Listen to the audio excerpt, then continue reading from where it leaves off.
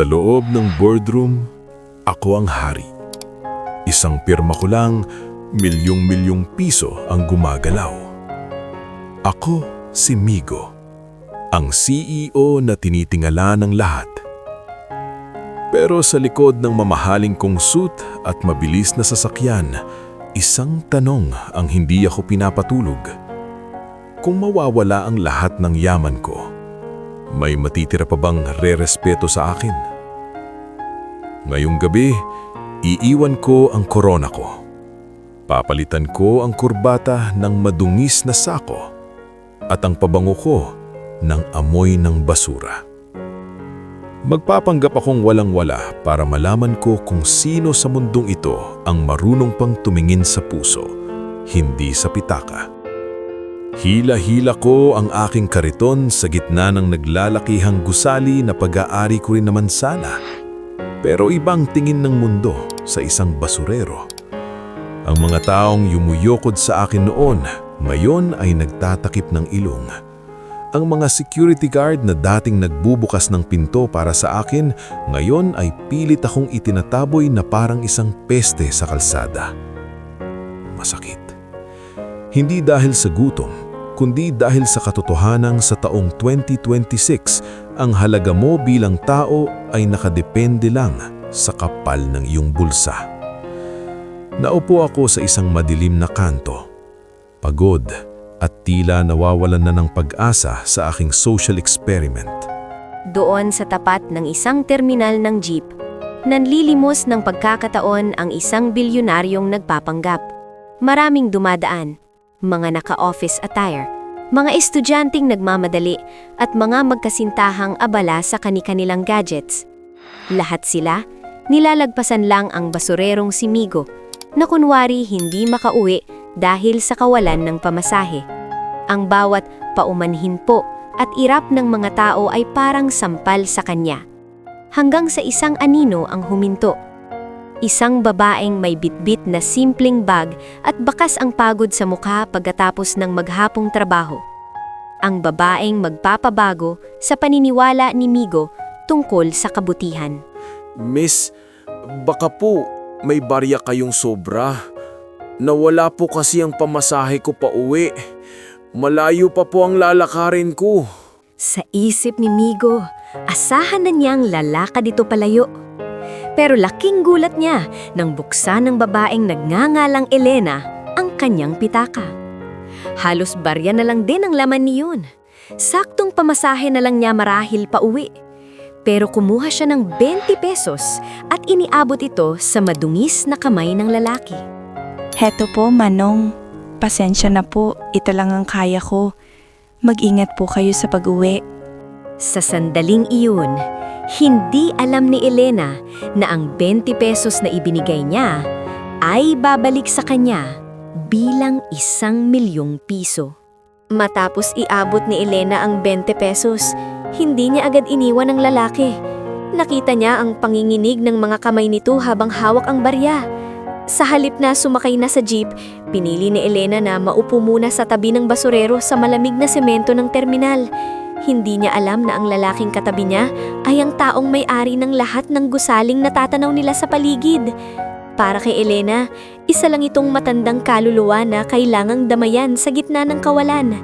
Huwag po kayong mag-alala, Manong. Lilipas din po itong hirap na ito. Alam ko po ang pakiramdam ng walang-wala. Kaninang umaga nga po, huling bala ko na rin yan para sa hapunan ko sana. Pero mas kailangan niyo po yan para makauwi. May awa ang Diyos, hindi tayo pababayaan. Bakit mo ginawa yun? Sa panahon ngayon, bihira na ang taong nagbibigay ng huling barya nila sa isang estranghero na amoy basura pa. Hindi ka ba natatakot sa akin? Baka lukuhin lang kita. Sa laki po ng hirap ng buhay ngayon, kung magtatakutan pa tayo, sino na lang ang magtutulungan? Nagtatrabaho po ako sa isang malaking kumpanya. Encoder lang po ako doon. Akala ng mga tao sa amin porke naka-uniforme ako, marami na akong pera. Pero ang totoo, pambayad lang sa utang at kuryente ang sweldo ko. Pero Manong, ang pera ay kikitain pa natin. Pero ang pagkakataon na makatulong sa kapwa, hindi natin dapat pinalalampas. Biglang lumapit ang isang lalaking nakakotse na tumigil sa harap ng terminal. Binaba nito ang bintana at may halong pandidiri na tinignan ng dalawa. Hoy, alisin nyo nga yung karitong yan dito. Nakakasulasok ang amoy, nakakasira ng view sa parking. Sigaw ng lalaki. Sinubukan ni Elena na tumayo para iusod ang karito ni Migo, pero laking gulat niya nang hawakan siya ni Migo sa braso. Isang hawak na punong-puno ng otoridad na hindi mo aakalain sa isang basurero. Pinagmasdan ko ang lalaking nasa loob ng kotse. Kilala ko siya. Isa siya sa mga supplier ko sa kumpanya. Kung alam niya lang na ang taong sinusigawan niya ay ang CEO na nagbibigay sa kanya ng kontrata. Gusto ko siyang tanggalan ng lahat sa isang iglap, pero mas nanaig ang pagkamangha ko kay Elena. Hinarap niya ang mapang-aping lalaki at humingi ng paumanhin para sa akin. Pinrotektahan niya ako sa kabila ng dumi ko. Doon ko napatunayan, siya ang babaeng matagal ko nang hinahanap. Kinabukasan, pumasok si Elena sa opisina na tila pasan ang daigdig. Bukod sa wala na siyang pamasahe at naglakad lang patungo sa trabaho, hinarap pa siya ng kanyang malupit na supervisor na si Mr. Cruz. Sa harap ng maraming empleyado, hiyang-hiya si Elena habang pinapadalitan dahil sa kanyang gusot na uniforme at hitsurang kulang sa tulog. Ano ba itong hitsura mo, Elena? Akala mo ba ay palengke itong opisina ko? Kung hindi mo kayang ayusin ang sarili mo, baka mas bagay ka sa labas, kasama ng mga basurero sa kalsada. Huwag mong dalhin dito ang baho ng hirap mo dahil nakakasira ka ng image ng MTech Holdings. Pasensya na po, Mr. Cruz. Hindi na po mauulit. Naglakad lang po kasi ako dahil nawala po ang pera ko kagabi. Patawad po. Gagawin ko na po ang mga reports ko ngayon din. Habang nagmamadaling mag-type si Elena, hindi niya napansin na may isang lalaking nakatayo sa dulo ng hallway. Nakasuot ito ng mamahaling itim na suit, maayos ang buhok at napapaligiran ng mga bodyguards. Ito ang unang pagkakataon na bumisita ang CEO sa palapag na iyon. Kitang-kita ni Migo kung paano hiyain at tratuhin na parang basura ang babaeng nagbigay sa kanya ng huling 20 pesos kagabi. Nag-igting ang panga ni Migo.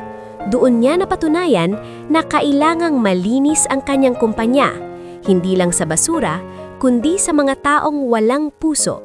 Sige lang, Mr. Cruz.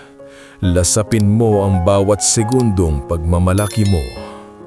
Hindi mo alam na sa loob ng ilang minuto, ang babaeng inaapi mo ang siyang magpapasya kung may trabaho ka pa bang babalikan bukas. Ngayong araw, ituturo ko sa inyo kung sino ang tunay na may halaga. Lumipas ang ilang oras at sumapit ang tanghalian, ngunit nanatiling nakadikit ang mga mata ni Elena sa kanyang computer screen. Habang ang kanyang mga katrabaho ay masayang nag-uusap tungkol sa kung anong masarap na ulam ang ipapadeliver nila, si Elena ay tahimik na humahawak sa kanyang kumakalam na sikmura. Ang bango ng pagkain sa buong opisina ay tila isang parusa para sa kanya. Wala siyang kahit isang piso para pambili ng biskwit dahil ang huling balya niya ay nasa kamay na ng basurerong tinulungan niya kagabi. Patawad po, Lord. Kung minsan nakakaramdam ako ng panghihina. Alam ko pong tama ang tumulong, pero hindi ko akalain na ganito pala kahirap kapag kumakalam na ang sikmura mo sa gitna ng trabaho. Kahit tubig lang po muna, sapat na para maitawid ko ang hapong ito. Kailangan kong kayanin ito para sa gamot ni nanay. Hindi ako pwedeng bumigay. Kailangang matapos ang mga reports na ito kahit naninginig na ang mga kamay ko sa gutom. Hindi man lang siya tinanong ng mga katrabaho niya kung bakit hindi siya kumakain. Para sa kanila, si Elena ay isang invisible na empleyado, isang tao na nandyan lang para gumawa ng trabahong ayaw nilang gawin. Nakita pa niya ang ilang kasamahan na nagtatapon ng tirang pagkain sa basurahan, isang esena na nagpaiyak sa kanya sa loob-loob niya. Ang perang itinapon nila ay sapat na sana para magusog siya ng 3 araw. Elena, bakit hanggang ngayon na hindi pa gumagalaw ang file sa shared folder? Lunch break na pero dapat ay tapos na yan. Huwag mong sabihing nagpapaawa ka dahil hindi ka kumakain. Kasalanan mo yan dahil hindi ka marunong mag-budget ng buhay mo. Bilisan mo riyan dahil kapag hindi yan natapos bago mag-alauna, asahan mo na ang termination letter mo sa lamesa ko. Pinapanood ko siya mula sa CCTV ng aking opisina. Nakita ko ang bawat patak ng luha niya na pilit niyang pinupunasan para lang makita ang binabasa niya sa monitor. Nakita ko ang panginginig ng kanyang balikat habang sinusigawan siya ng supervisor na walang ibang alam gawin kundi magmalaki. Hindi ko na matagalan ang eksenang ito. Elena, kaunting tiis na lang. Ipinapangako ko ang gutom na nararamdaman mo ngayon ang huling gutom na titiisin mo habang buhay. Ngayon din, ipapaalam ko sa'yo na hindi ka nag-iisa. Dahil sa sobrang panhihina, napilitan si Elena na pumunta muna sa banyo para maghilamos at uminom ng tubig sa gripo upang malimutan ang hapdi ng kanyang sigmura. Mulit pagbalik niya sa kanyang cubicle, isang hindi inaasahang tanawin ang sumalubong sa kanya. Sa ibabaw ng kanyang luma at tambak na lamesa, may nakapatong na isang elegante at mamahaling paper bag mula sa isang sikat na 5-star restaurant sa lungsod. Ang bango ng bagong luto na beefsteak at truffle pasta ay kumalat sa buong paligid, dahilan upang mapalingon ang kaningang mga katrabahong kanina lang ay dinededma siya. Ano ito? Kanino galing ang lahat ng ito? Baka nagkakamali lang ang delivery rider at nailagay sa lamesa ko. Imposibleng para sa akin ito. Ang isang meal na ganito ay katumbas na ng kalahati ng sweldo ko sa isang buwan. Pero nakasulat sa labas ng bagang pangalan ko, para kay Elena. Sino ang gagawa nito sa akin? Wala naman akong kakilala na may kakayahang bumili ng ganito kamahal na pagkain. Diyos ko, baka lalo lang akong mapahamak kapag ginalaw ko ito.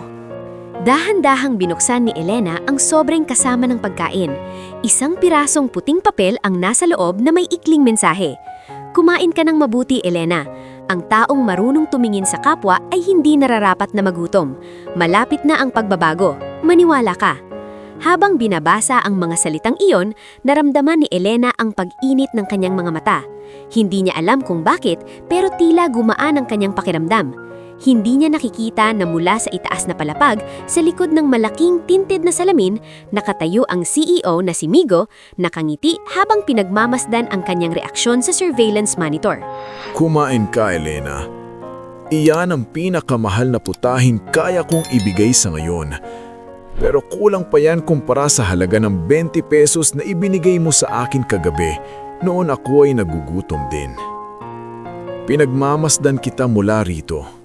At hindi mo alam kung gaano ako humahanga sa katatagan mo. Gusto ko nang bumaba riyan at sabihing ako ang basurerong tinulungan mo. Pero kailangan ko munang makita kung hanggang saan ang kayabangan ng mga taong nakapaligid sa iyo. Kaunti na lang, Elena. Handa na ang lahat para sa gagawin kong pagbawi sa iyo.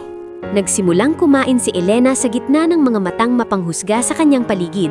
Ang bawat subo niya ay parang gamot sa kanyang pagod na katawan. Ngunit ang kanyang panandaliang katahimikan ay biglang nawasak nang marinig niya ang mabibigat na yabag ng sapatos ni Mr. Cruz na papalapit sa kanyang desk. Ang kaninang mainit at masarap na pakiramdam ay agad na napalitan ng kaba. Alam ni Elena na hindi matatapos ang tanghaliang ito nang walang gulo. Hindi pa man nangangalahati si Elena sa kanyang pagkain nang biglang kalampagin ni Mr. Cruz ang kanyang lamesa. Ang lakas ng tunog ay nagpatalon sa kaba ni Elena at nagpatahimik sa buong opisina. Nanlilisik ang mga mata ng supervisor habang nakatingin sa mamahaling lunchbox na nasa harap ng kanyang empleyado. Para kay Mr. Cruz, isang malaking insulto na ang isang rank and file na gaya ni Elena ay kumakain ng putahing hindi man lang niya ma-order para sa kanyang sarili. Elena, anong kabalastugang ito? Saan mo nakumang pagkain yan?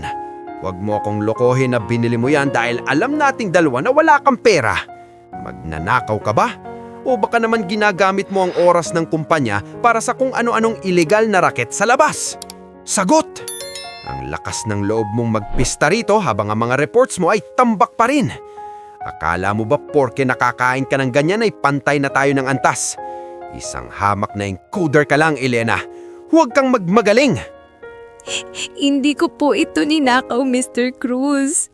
Nakita ko na lang po ito sa lamesa ko pagbalik ko galing banyo. May nag-iwan po sa akin. Parang awa niyo na po. Huwag niyo po akong pagbintangan ng ganyan. Ginagawa ko naman po ang trabaho ko. Kahit gutom na gutom ako kanina ay hindi ako huminto. Ngayon lang po ako sumubo para magkaroon ng lakas. Patawad po kung nakakaabala ako.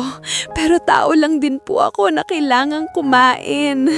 Wala akong pakialam kung tao ka. Sa loob ng opisina na ito, kasangkapan ka lang. At ang kasangkapang hindi sumusunod ay dapat nang itapon. Dahil hindi mo maipaliwanag kung kanino galing yan, itatapon natin yan sa dapat nitong kalagyan. Doon, sa basurahan. Dahil doon ka naman galing, di ba? Sa basura. Bagay kayo ng pagkain ito sa dump site. Sa harap ng lahat, hinablot ni Mr. Cruz ang mamahaling pagkain at walang awa itong itinapon sa malaking basurahan sa gilid ng hallway. Nagkalat ang sarsa at ang kanin sa loob ng plastic bag kasabay ng pagbagsak ng mga luha ni Elena. Hindi lang ang pagkain ang itinapon ni Mr. Cruz, kundi ang huling hibla ng dignidad na pinanghahawakan ng babae. Tumawa pa ng mahina ang ilang katrabaho ni Elena habang ang iba ay yumuko na lamang sa takot na madamay sa galit ng supervisor. Sapat na. Hindi ko nahahayaang tumagal pa ang bawat segundo ng pang-aalipusta mo, Mr. Cruz. Pinanood ko kung paano mo itinapon ang pagkaing pinahanda ko para sa kanya.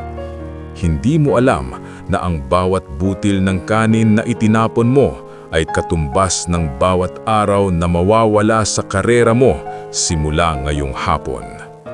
Elena, punasan mo ang iyong mga luha.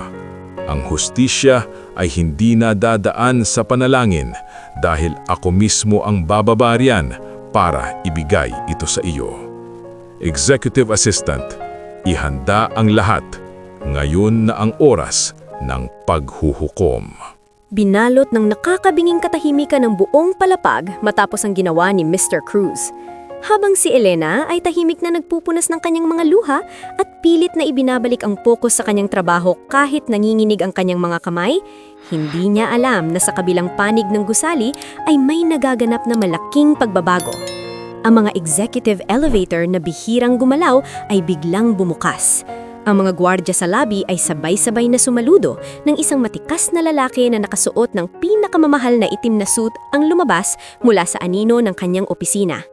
Ang kanyang bawat hakbang ay may dalang bigat na tila yayanig sa buong pundasyon ng MTech Holdings. Isara ang lahat ng labasan. Walang empleyado ang lalabas ng gusaling ito hanggat hindi natatapos ang anunsyo ko. Assistant, i-check ang lahat ng files ni Mr. Cruz, ang lahat ng kanyang mga kinuha sa kumpanya, ang bawat sentimong hindi maipaliwanag at ang bawat reklamo ng pang-aabuso na itinago niya sa loob ng maraming taon. Ngayong hapon, hindi lang ako bababa bilang kanilang pinuno. Bababa ako bilang saksi sa isang krimen ng kawalan ng puso. Elena, hindi mo man ako nakikita ngayon. Nararamdaman ko ang bawat hapdi ng iyong loob. Ang 20 pesos na itinulong mo sa akin ay magbubukas ng pinto ng katarungan para sa lahat. Biglang umalingaw-ngaw ang pampubliko na anunsyo sa bawat speaker ng kumpanya. Attention all employees of MTech Holdings. An emergency General Assembly is being held at the main boardroom immediately. Mandatory attendance is required for all staff from the administrative level to the executive board. No exceptions. Napatingin si Mr. Cruz sa speaker. Isang mapanuyang ngiti ang gumuhit sa kanyang mukha. Akala niya ay ito na ang pagkakataon para ipahiya si Elena sa harap ng lahat. Hindi niya alam na ang sariling bitag niya ang siyang sasakal sa kanya sa loob ng silid na iyon. Hoy, Elena, narinig mo yon? Pati ang CEO ay pinapatawag tayo. Tamang-tama, dun ko ipaparating sa itaas ang tungkol sa pagnanakaw mo at ang hindi mo pagsunod sa akin. Maghanda ka na dahil ito na ang huling araw na makakatapak ka sa sahig ng gusaling ito. Pasalamat ka at dun ka sisibakin sa boardroom. Bibigyan kita ng VIP exit para sa isang hampas lupang katulad mo. Tara na! Huwag mong paghintayin ng CEO. Diyos ko, kayo na po ang bahala sa akin. Wala po akong ninakaw at kayo po ang nakakaalam niyan. Kung ito na po ang dulo ng trabaho ko, tatanggapin ko po ng maluwag sa loob. Pero sana po, huwag niyo po akong hayaang tuluyang mawalan ng dignidad sa harap ng maraming tao. Naglakad ako patungo sa boardroom ng nakayuko. Bit-bit ang lahat ng sakit at pagod. Hindi ko alam na sa likod ng malalaking pinto na yon, naghihintay ang taong magtatanggol sa akin habang buhay. Dahan-dahang bumukas ang malalaking pintuan ng boardroom. Ang lahat ng mata ay nakatuon sa entablado kung saan nakatalikod ang isang misteryosong lalaki. Habang lumalapit sina Elena at ang nakangising si Mr. Cruz, ang tensyon sa loob ng silid ay sapat para pigilan ang paghinga ng bawat isa. Ang bawat segundong lumilipas ay tila paghahanda para sa isang pasabog na hinding-hindi malilimutan ng sinuman sa MTech Holdings. Dito na magtatapos ang pagpapanggap at magsisimula ang tunay na revelasyon. Nabingi ang buong boardroom sa katahimikan. Ang mga opisyal na dati ay hindi man lang tinitignan si Elena ay napanganga sa gulat. Ang manager ni Elena na dati ay laging nagpapagalit sa kanya ay tila gustong lalamunin ng lupa sa hiyang nararamdaman. Hindi makagalaw si Elena. Ang kanyang mga kamay ay nanginginig habang dahan-dahang tinatanggap ang gintong sobre. Ang 20 pesos na itinuring niyang maliit na tulong kagabi ay naging susi para sa kanyang bagong buhay ngayong araw. Sir, Migo, hindi ko po alam ang sasabihin ko. Isang simpleng tulong lang po yun. Hindi ko po akalain na kayo pala ang lalaking yun. Ginawa ko lang po kung ano ang sa tingin ko ay tama. Hindi ko po kailangan ng ganito kalaking pera. Sapat na po sa akin na nakatulong ako sa inyo. Elena, sa mundong ito na puno ng mga taong naghahanap lang ng pakinabang, ikaw ang nagpatunay na may natitira pang kabutihan. Ang 1,000,000 piso ay maliit na bagay kumpara sa lesson na itinuro mo sa akin. Ipinahiya mo ang mga taong mayayaman ng suot pero mahirap ang budhi. Mula sa araw na ito, wala nang magmamaliit sa iyo. At hindi lang trabaho ang inaalok ko sa iyo, Elena. Gusto kong ikaw ang maging katuwang ko sa pagpapatakbo ng mga charity programs ng kumpanyang ito. Gusto kong ang puso mo ang maging gabay ko. Dahan-dahang lumapit si Migo at hinawakan ang mga kamay ni Elena. Sa harap ng lahat, ipinakita niya ang respeto na hindi kailanman nakuha ni Elena mula sa ibang tao. Ang mga empleyadong dati ay bumubulong sa kanya ay nagsimulang magpalakpakan. Pero para kay Elena, ang pinakamahalagang tunog ay ang tapat na boses ni Migo. Isang bilyonaryo na nahanap ang kanyang kayamanan sa isang madilim na kanto sa pamamagitan ng isang 20 pesos na galing sa puso. Elena, sabi ko kagabi, gusto ko sanang maging ina ka ng aking mga anak sa hinaharap. Dahil alam ko na kung ikaw ang magpapalaki sa kanila, hinding-hindi nila makakalimutang tumingin sa kapwa ng may pagmamahal, anuman ang estado nito sa buhay. Payag ka ba na simulan natin ang bagong chapter na ito ng magkasama? Dito nagtatapos ang kwento ng pagpapanggap, pero dito rin nagsisimula ang isang totoong pag-ibig. Isang paalala sa ating lahat, huwag tayong mapagod gumawa ng mabuti. Dahil sa likod ng bawat taong ating tinutulungan, maaring may nakatagong biyaya na magpapabago sa ating buong tadhana.